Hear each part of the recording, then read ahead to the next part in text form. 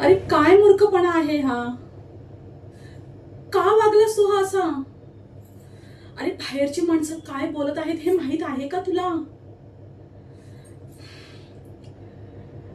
हे बघ बाळू, ह्या वेळेला मी तुला माफ केलंय.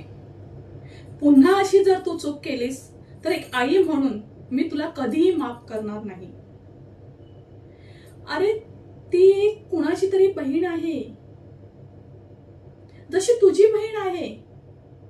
आज त्याच ठिकाणी तुझी बहीण असती तर तेव्हाही तू असाच वागला असतास का.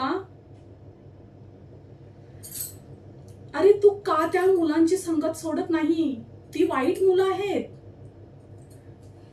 तुला किती समजव रे. एक आई म्हणून किती थकली रे बाळा मी तुझ्या समोर. खरंच